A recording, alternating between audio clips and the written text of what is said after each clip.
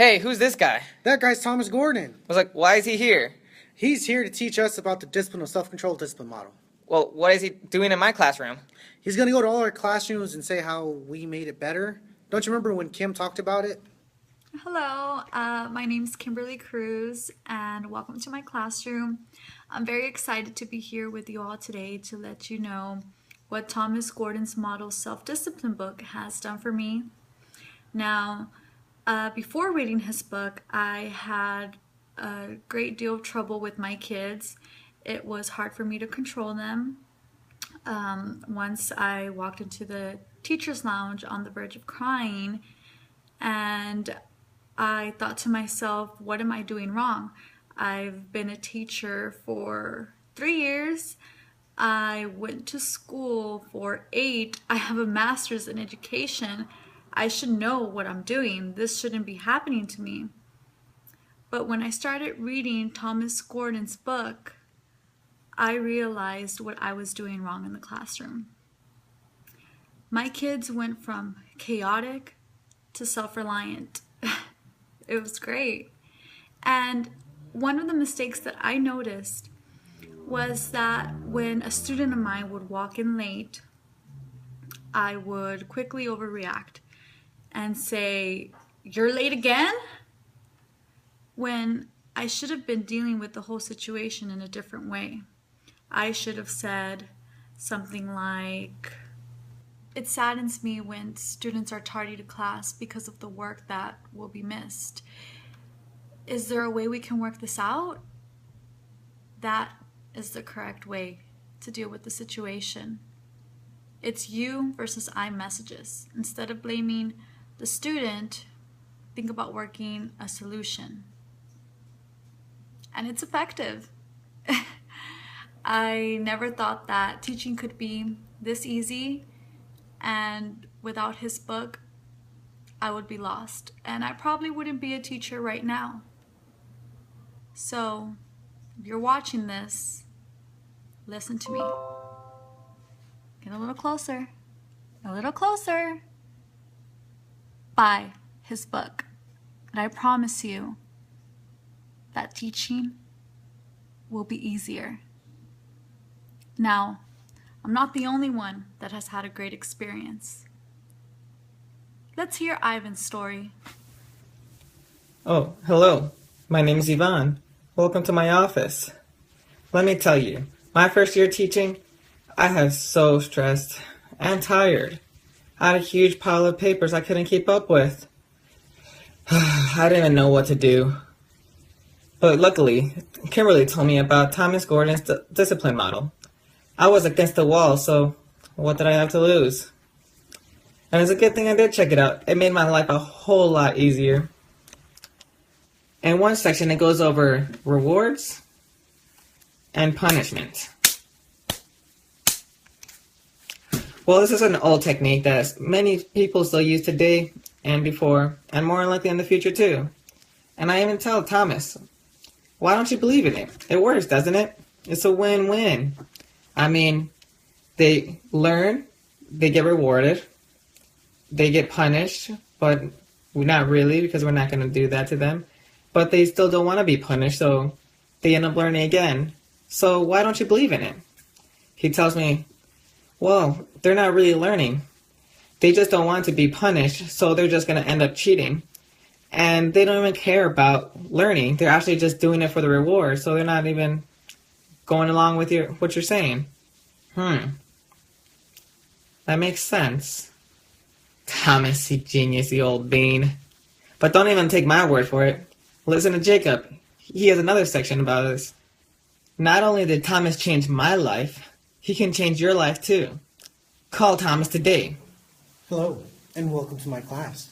My name is Jacob, and I'm going to explain to you how Thomas Gordon came to my class and saved it. Now, I know Kim went over the I's and the U's, Ivan, and the rewards and the punishment, but what about the window?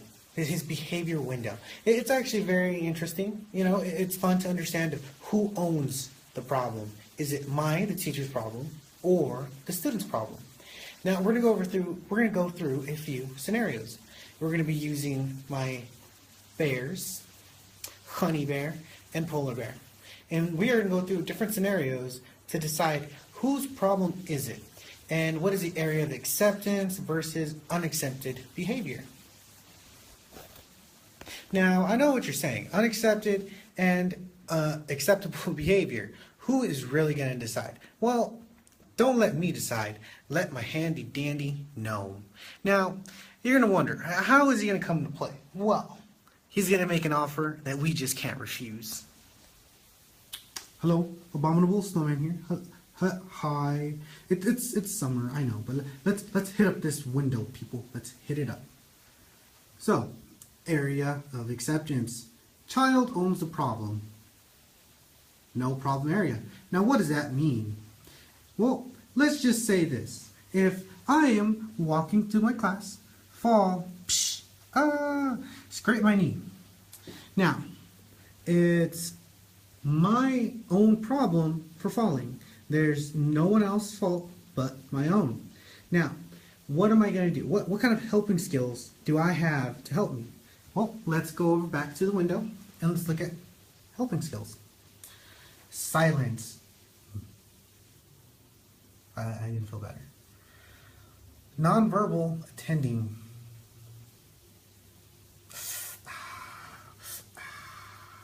Oh, okay. Acknowledgement. I scraped my knee. It hurt. Active listening. I listen to myself.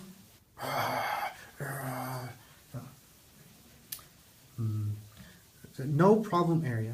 Okay. New theory. I am fine. There is nothing wrong with me. Now, let's say something was wrong. Let's say I was looking down, depressed, I just scraped my knee. Still in area of acceptance. So, teacher, does not involve you yet. Declarative I messages, preventative and positive. I hurt myself. I feel like I need a Band-Aid. I need to go to the nurse. I'm feeling woozy. Now let's take it to the gnome here. No. Is there any way that I have used the window incorrectly? Please, make me an offer I can't refuse. Well, I see you used it very effectively, but there's still the area of unacceptance. I think we should hit that back up. When he's not looking, I'm going to eat the cat. Okay, back to it. Area of unacceptable behavior. Now, what is an area of acceptable behavior? Who owns the problem? Is it you, the teacher, or myself as a substitute teacher, or is it the parent? So, if the parent owns the problem, then the parents are the ones who are going to take care of the child.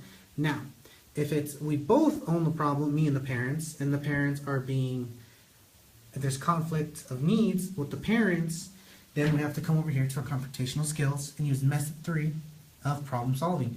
Now you're asking, what is method 3? Well, that is basically where we consult, we model our behavior on what we consulted, and then we modifying self-help the child. Now, that's only if there's conflict of needs, but this is the best part. If we both own problem / values, then we still just model it again, and we implement it on the child. Now I know this is very confusing with the window. However, thanks to Junior and Honey Bear, we're going to do a quick demonstration. Junior throws the ball at Honey Bear. Now, that is Junior's an unacceptable behavior. Now, it's up to the parent to own the problem. Now, if you threw it in class, then it's up to me, the substitute teacher, to own the problem and go through the steps. Now, over to Honey Bear, she was just hit with a snowball and it hurt a lot.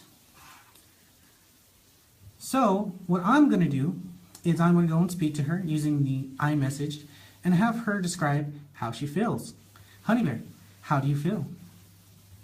Well, I feel like I'm hurting. I feel like I need the song to cheer me up. Oh, Bear, happy birthday to you. Well, after using the iMessage, we understand that Honey Bear is feeling hurt.